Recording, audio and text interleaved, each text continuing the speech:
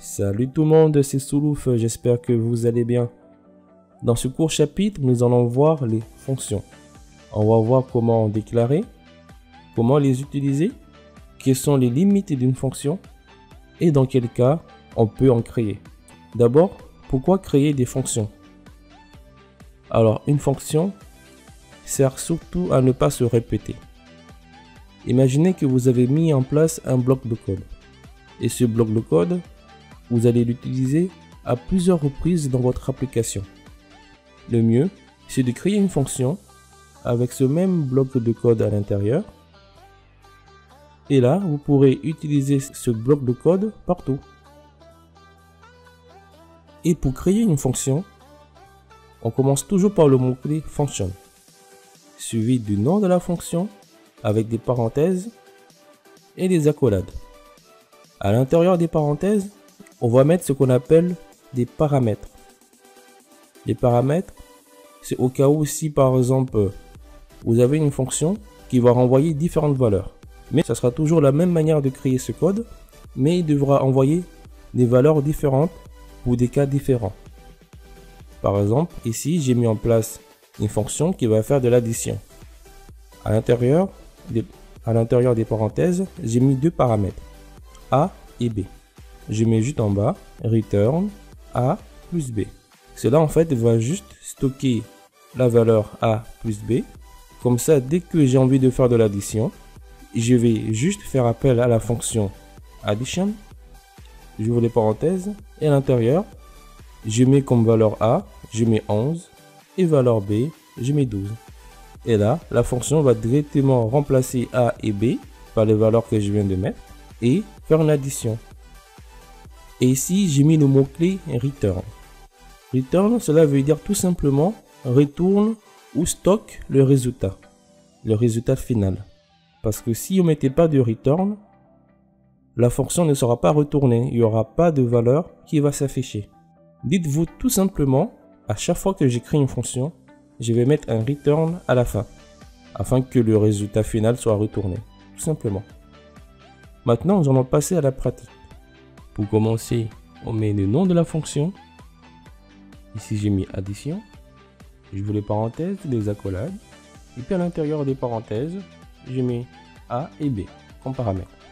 Et puis je mets return A plus B. Et là, tout en bas, je vais créer deux variables. La variable pomme, qui coûte 14 €, ainsi que tomate, qui coûte 25 €. Ici, je mets echo, cela coûte.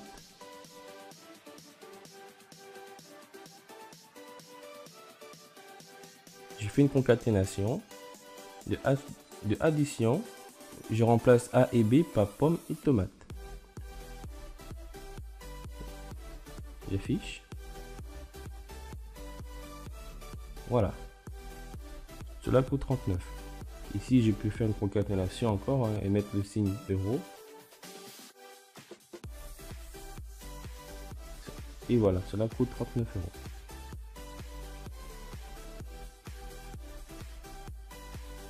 Je vous ai parlé de la portée des variables.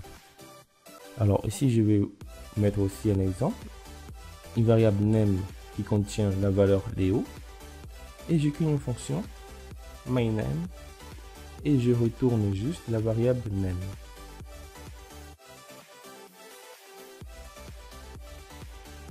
Ici en bas, je mets un echo. Je m'appelle suivi une concaténation de myName. Et là, il me dit undefined variable name. PHP ne reconnaît pas la variable name. Parce que la variable name, je l'ai déclarée globalement. Et les variables qui sont déclarées globalement ne sont pas accessibles dans une fonction. Sinon, si je fais un copier-coller, je mets à l'intérieur de la fonction. Voilà, ça s'affiche.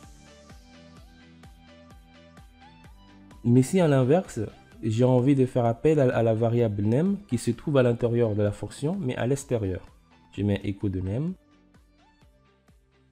il me dit indéfinite variable name. Il ne reconnaît pas, puisque ici la variable name a été déclarée localement à l'intérieur d'une fonction. Et voilà, c'est déjà la fin de cette vidéo.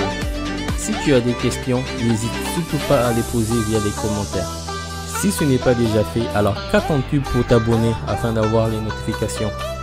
Si tu as aimé cette vidéo, alors mets une pouce bleu, ça me fait toujours plaisir. Et rejoins-moi sur Facebook, Twitter et Google+. Et je te dis à très bientôt. Bye bye.